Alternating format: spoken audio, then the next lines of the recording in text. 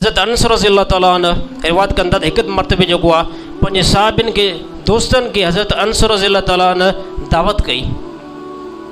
पोइ जीअं जो हज़रत अनस रज़ियल्लाहु ताला अन्हु जे घर में आया, हाणे दावत जेके खाइण पीअण जी थींदी आहे, खाइण पीअण जी दावत जेको आहे पंहिंजे दोस्तनि खे हज़रत अनस रज़ियल्लाहु ताला अन्हु कई।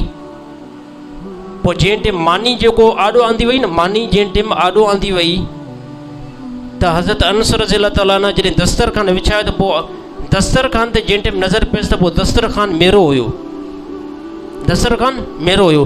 त हज़रत अनस रज़ियल्लाहु ताला अन्हु पंहिंजे ख़ादिम खे हुकुम ॾिनो त हे दस्तरखान खणी वञी ऐं तनूर में अंदरि उछल, कुझु टाइम खां बाद में उन तनूर खां कढ।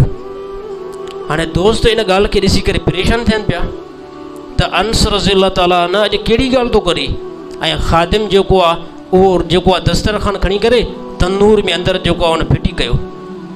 थोरे टाइम खां बाद में हज़रत अनस रज़ियल्लाहु ताला अन्हु हुकुम ॾिनो त इहो वापसि जेको आहे कढी आहे, दस्तरखान तनूर खां कढी आहे। जीअं जो कढी आयो त उहो सॼो जेको आहे बिल्कुलु साफ़ु हुयो, का उनजे मथां मेर न हुई, का उनजे मथां मिटी न हुई, का उनजे मथां भाॼी जो ॿोड़ जेको आहे रस हारियल न हुई, बिल्कुलु साफ़ु हुयो।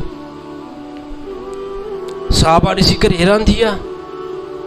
साहबनि जो सभ खां पहिरियां असांखे तूं इहो ॿुधा, इहो तूं फ़न काॾां हासिलु कयो आहे?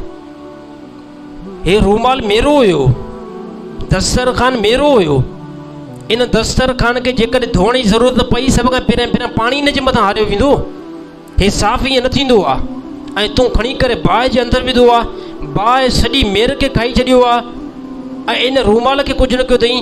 त अनस रज़ियल्लाहु ताला अन्हु फरमायो मानी खाओ तव्हांखे ॿुधायां थो, मानी खाओ तव्हांखे ॿुधायां थो। चए न पहिरियों असांखे ॿुधा। चए ठीकु आहे, जेकॾहिं पुछा कयो त तव्हांखे ॿुधायां थो। चए जीअं तव्हां अॼु महिमान थिया हो, ईअं हिकु मरतबे जनाब मोहम्मद मुस्तफ़ा सल्लल्लाहु अलैहि वसल्लम महिमान थियो हुयो।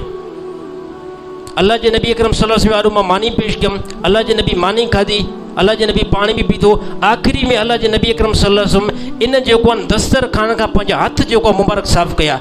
उहो ॾींहुं आहे, हे ॾींहुं आहे जॾहिं बि दस्तरखान मेरो थींदो आहे, इन खे बाहि में विझंदो आहे, बाहि सॼी मेर खे खाई छॾींदी आहे, इन दस्तरखान खे कुझु न कंदी।